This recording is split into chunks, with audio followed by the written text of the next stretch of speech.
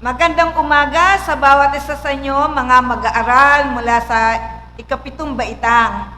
Ako ay natutuwa na muli kayong makasama sa ating pag-aaral sa araw na ito at nawa ay nasa mabuti kayong kalagayan kasama ng inyong mga mahal sa buhay sa tulong at abag ng ating Diyos.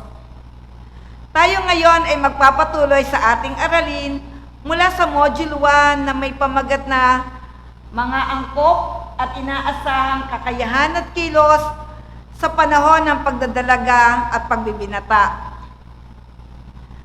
Ano kaya ang maaari nating matutunan o maisagawa sa araw na ito? Tara at sabay-sabay nating basahin.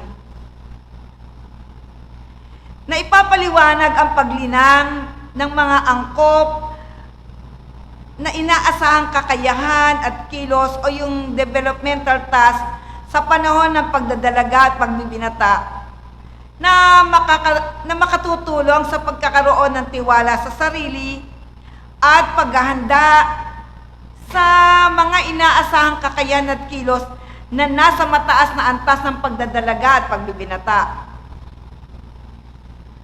Sa larawan na inyong nakikita, ano ang inyong napansin at ano ang inyong nabasa? Tama! Makikita nyo ang isang nanay at yung kanyang anak na dalagita na si nanay ay may mga sinasabi sa kanyang anak. Halimbawa, sabi niya, "Anak, totoo bang may crush ka na? Ang bata-bata mo pa para dyan." Meron pa, di ba, sabi niya, "Sana maintindihan mo na kaya ka namin hinihigpitan ay para rin sa iyong kabutihan. Dalaga ka na kasi." Heto pa, mababasa natin. "Anak, ang bata mo pa para makialam sa mga desisyon namin dito sa bahay. At ang panguli, dalaga ka na." Sabi niya, dalaga ka na, kaya dapat hindi ka umaalis ng bahay nang hindi naaayos ang iyong silid. Pamilyar ba sa'yo ang mga linyang yan? Marahil sinasabi mo sa iyong sarili, "Parang narinig ko na to. Sounds familiar." Nalilito ka ba? Iniisip mo kung ikaw ba ay bata o dalagita na o binatilyo. Ganyan talaga. Dumaraan ang bawat isa sa inyo sa mga ganyang yugto ng buhay. Kasi nga, ang yugto ng buhay ng pagdadalaga at pagbibinata ay may kalituhan. Hindi lamang para sa inyo, kundi maging sa mga tao sa inyong kapaligiran. Marahil ang inyong mga magulang, ang inyong mga kamag-anak, ang inyong mga ate at kuya, hindi nila malaman kung paano nila kayo ituturing o itatrato. Hindi nila malaman kung kayo itatrato nilang isang bata o isang dalagita o binatilyo. Alam namin na nararamdaman ninyo na napakaraming pagbabagong nagaganap sa inyong mga sarili. Sa inyong pangangatawan, sa inyong damdamin, at maging sa inyong pag-iisip, at maging sa inyong pakikitungo sa kapwa. Alam ko na malinaw sa inyo na kinakailangan nyong harapin ang napakaraming pagbabagong ito at kailangan nyo rin na malampasan ang mga hamon na dinudulot ng pagbabagong ito. Sa sandaling ito, suriin natin ang paliwanag at pagpapalalim tungkol sa ating pinag-aaralan. Yung ating aralin na mga angkop at inaasahang kakayahan at kilos sa panahon ng pagdadalaga at pagbibinata. May tatlong mahalaga na layunin ang inaasahang kakayahan at kilos sa bawat yugto ng pagtanda ng isang tao. Una, nagsisilbing gabay ang mga ito kung anong inaasahan ng lipunan sa bawat yugto ng buhay. Mahalagang maunawaan natin na ang mga ito, upang matamo ang mga kasanayang angkop dito. Kailangang maunawaan ninyo mga ito. Gayon din, mahalagang isagawa ito sa ilalim ng patnubay ng inyong mga magulang at ng inyong mga guro o sino mang mas nakatatanda sa inyo. Pangalawang layunin, nagsisilbi itong pangganyak o motibasyon o sa English ay motivation sa binatilyo o dalagita upang gawin niya ang mga inaasahan sa kanya ng lipunan. At pangatlo, malilinang ang mga kakayahang iakma ang kanyang sarili sa mga bagong sitwasyon, kaya't maiiwasan ang stress o nakahihinang reaksyon dahil makapaghahanda kayong harapin ang mga ito. Sa panahon ng pagdadalaga at pagbiminata, meron tong 8 inaasahang kakayahan at kilos na dapat nating malinang. Sabayan niyo ako sa pagbasa mga anak ha. Pagtatamo ng bago at ganap na pakikipag-ugnayan o yung tinatawag na more mature relations sa mga kasing edad nyo na tinatawag nga itong pakikipagkaibigan. May mga ilang hakbang na makatutulong upang matamo ang ganap at bago na pakikipag-ugnayan o pakikipagkaibigan. Tingnan natin. Letter A. Alamin mo kung ano ang talaga ang iyong nais. Dapat malinaw sa iyo ano yung gusto mo sa iyong pakikipag-ugnayan, sa iyong pakikipagkaibigan. Kung ikaw ay nag-iisang anak o solong anak ka, marahil kaya gusto mo makipagkaibigan kasi sabik ka na meron kang maging kapatid o kaya gusto mo laging may kausap. O di kaya naman, ang talagang gusto mo ay meron kang maging kaibigan, maging matalik na kaibigan. Makatutulong sa iyo na kung ikaw ay makalilika ng mga hakbang o mga steps para magawa mo yung pakikipagkaibigan mo. Letter B. Ipakita ang tunay na ikaw. Huwag kang mahiyang ipakita sa kanila, sa mga gusto mong maging kaibigan, ang tunay na ikaw. Huwag ka ring mahiya o matuto kang ipahayag sa kanila kung yung nga sinasabi nila, ginagawa nila ay labag sa iyong kaalooban at labag sa gawain ng kabutihan. Yung pag sila ay tinanggap ka doon sa pagtutuwid na yon, tanggap ka nila doon sa mga sinasabi mo na yon, mapapatunayan mo na tunay yung kanilang pakikitungo sa iyo at walang halong pakikipagkunwari. Letter C. Panatilihing bukas ang komunikasyon. Isi-share mo yung damdamin mo, ibabahagi mo yung gusto mong mangyari, yung mga plano mo, yung mga takot mo, yung kasiyahan mo, yung nakapagpapasaya sa iyo. Yon ay mga mahalaga para mapunta ka doon sa isang ganap na pakikipag-ugnayan. Laging open yung communications nyo. Letter D. Tanggapin ang kapwa at ang kanyang tunay na pagkatao. Ang pakikipag-ugnayan ay walang kondisyon. Mahalagang tanggapin mo ang isang tao bilang tunay na siya. Hindi makakatulong kung gusto mong baguhin siya para maging katulad mo siya.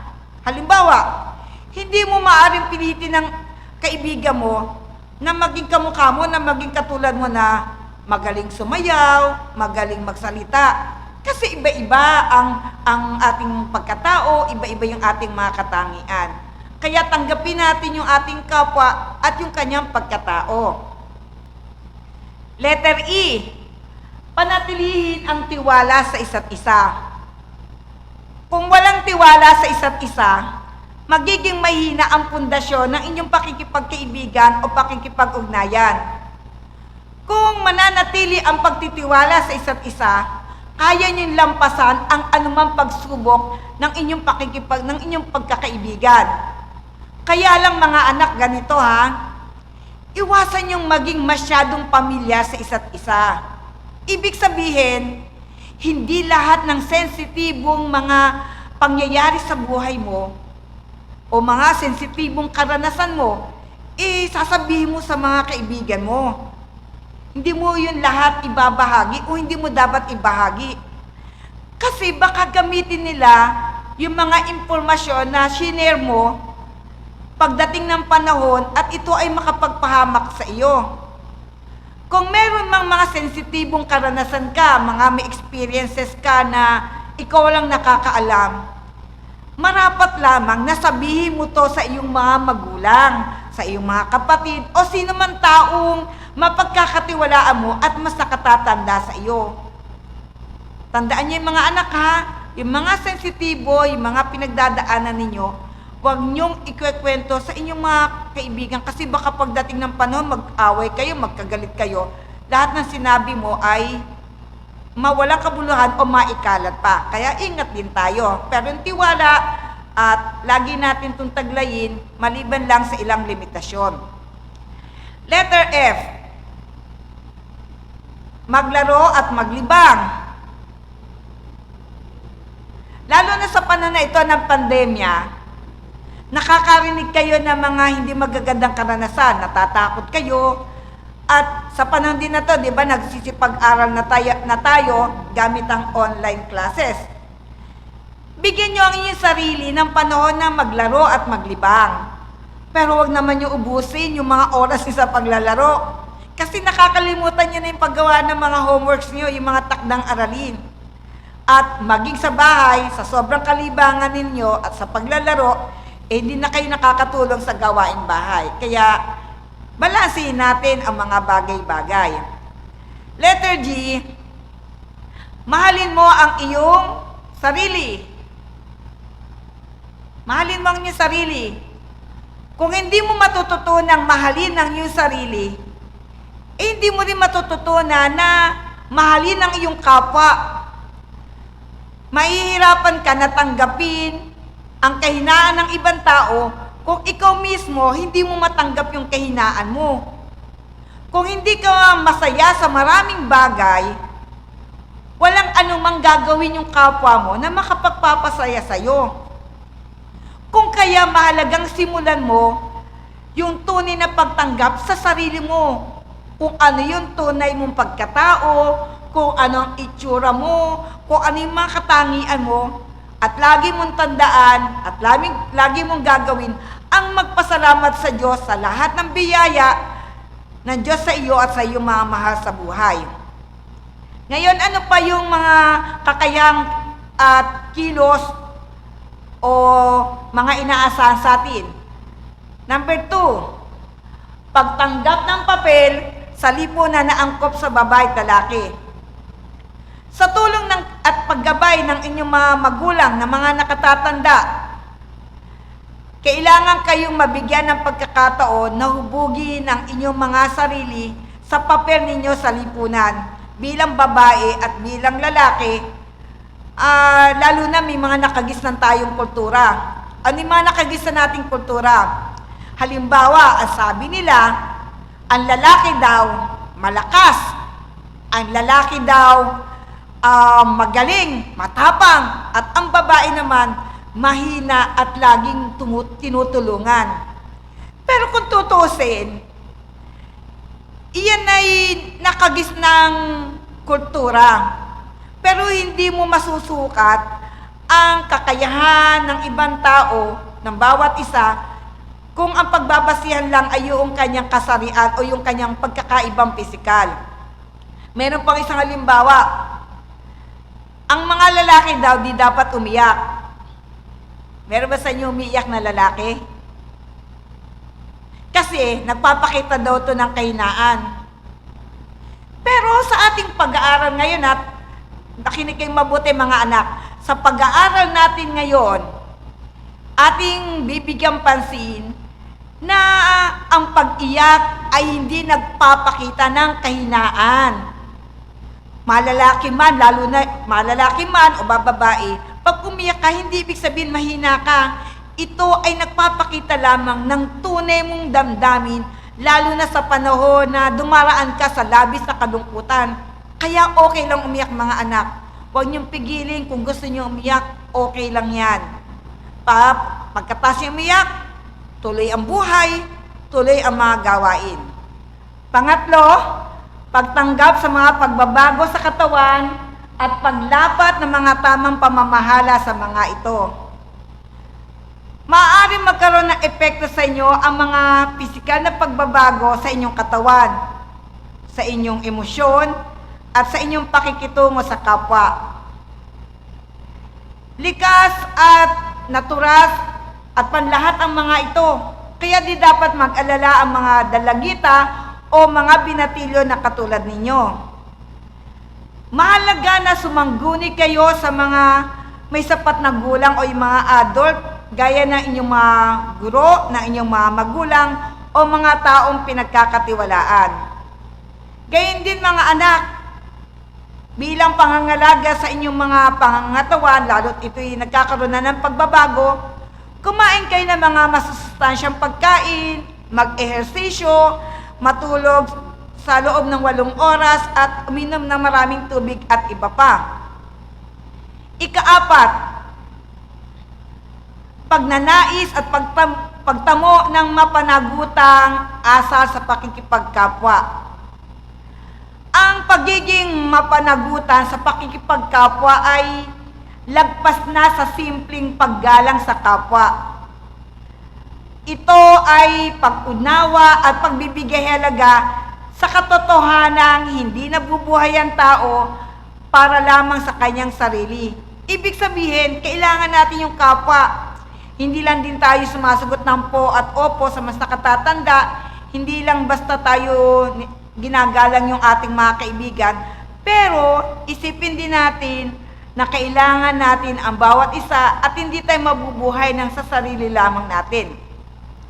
Panglima, pagkakaroon ng kakayahang makagawa ng maingat na pagpapasya.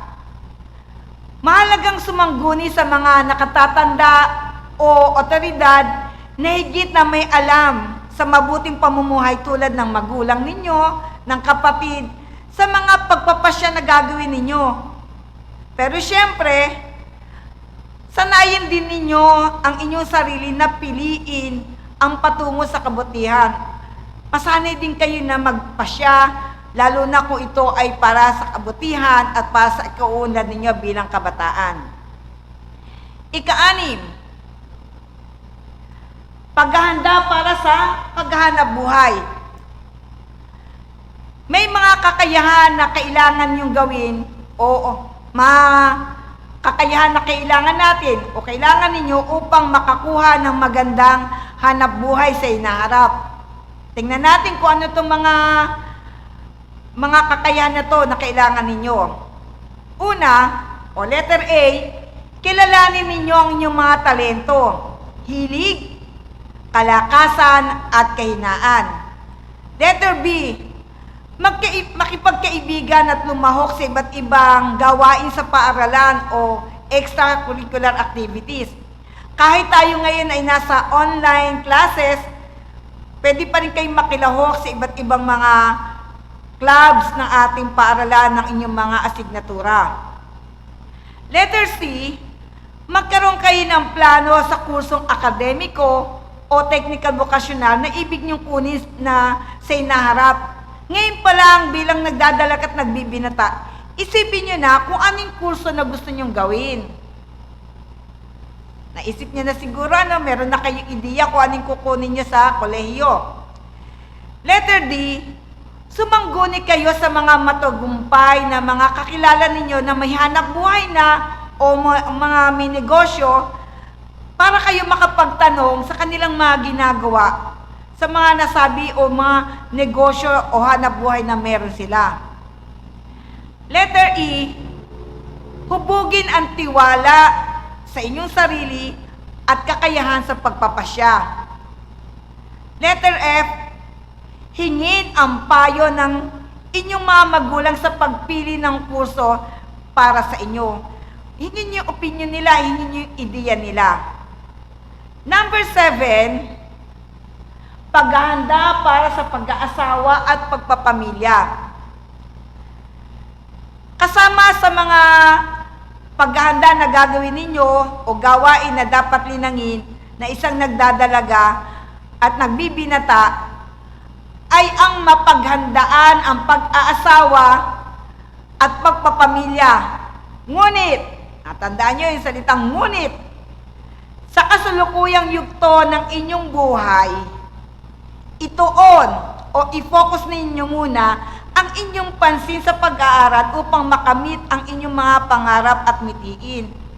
Paghahandaan nyo yan, pero hindi pa ngayon mga anak ha. Ang focus ninyo, ang paghahandaan nyo ngayon sa kasalukuyan ay ang inyong pag-aaral. Number 8, pagkakaroon ng mga pagpapahalaga o values sa Ingles na gabay ninyo sa pagkakaroon ng mabuting asal. Sa panahon ng pagdadalaga at pagbibinata, kailangang mahubog ang inyong mga values o yung mga pagpapahalaga ninyo. At sa pagpapaunlad ng mga ito, kailangan buong-buo ang tiwala ninyo sa inyong sarili. At para mabuo yung tiwala sa inyong sarili, makakatulong sa inyo ang mga sumusunod. Letter A, hayaang mangibabaw ang inyong mga kalakasan. Lahat ng tao, mga anak, ay may kalakasan at kahinaan. Bilang nagdadalaga at nagbibinata, mas bigyang pansin ninyo ang inyong mga kalakasan o yung strengths ninyo upang maisagawa ang mga nais ninyong gawin. Letter B, huwag kayong matakot na harapin ang mga bagong hamon o yung challenges. Ang mga bagong hamon, mga anak, ay pagkakataon o opportunity upang bigyan kayo o upang mapataas ninyo yung tiwala nyo sa inyong sarili. Hindi mo dapat lagi iniisip yung takot o kaba na baka ka mabigo o kaya iisipin mo yung lagi na tagumpay ako dito. Eh, what if nga hindi ka magtagumpay? Pero paano mo to haharapin?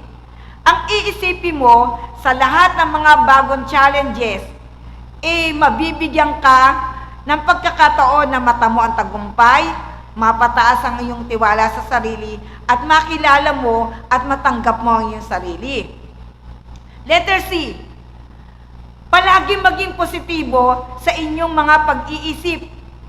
Lahat ng mga karanasan natin, mga anak, ay kailangan nating suriin at kailangan nating tingnan kung paano ito mapapaunlad at paano natayain natin ang ating sarili, ano yung pwede nating gawin. Hindi yung aasa tayo sa iba, yung opinion ng iba para tayo ay magkaroon ng pagpapasya o maging positibo sa ating mga sarili. Ang isipin natin, tayo pa rin ang magpapasya na base sa ating pagtanaw dito. Letter D, isipin mo ang iyong mga kakayahan para sa iyong sarili. Mas makakatulong kung mapapaunlad mo ang iyong kakayahan gamit ang iyong sariling pagpapasya. Tandaan mo, ikaw ay kabataan na marami pang malalaman. Mas makakatulong kung hihingi ka ng mga payo sa iyong mga magulang at sa iyong mga nakatatanda o mga taong pinagkakatiwalaan. Alam namin mga anak na mahirap ang pinagdaraanan ninyo bilang nagdadalaga at nagbibinata. Ngunit tandaan ninyo mga anak, hindi ka nag-iisa sa pinagdaraanan mo. Lahat na nagdadalaga at nagbibinata ay katulad ng inyong pinagdaraanan. Maiiba lamang yan ayon sa mga paraan at kung paano mo to isasabuhay, lalo na yung mga kakayahan at kilos na kinakailangan para mapaunlad mo ang iyong sarili at ang iyong pagkatao, kung paano mo to hinaharap. Sa ating pagwawakas, kung meron kayong nais itanong sa ating tinalakay sa araw nito, maaari nyo itong gawin bukas sa panahon ng ating follow-up discussion. At para naman sa ating kasunduan, gawin natin ang bahaging pagyamani na nasa pahina 7 ng Module 1. Hindi kayo sasagot sa modules ninyo mga anak kundi ang mga sagot ninyo ay isusulat ninyo sa isang papel. Hanggat namin grade 7 students, ang pagkakaroon ninyo ng magandang buhay, hindi lamang ngayon, hindi lamang sa kasalukuyan, kundi maging sa inyong kinabukasan at ang pagpapatuloy ninyo bilang isang mabuting tao, bilang mabuting kabataan.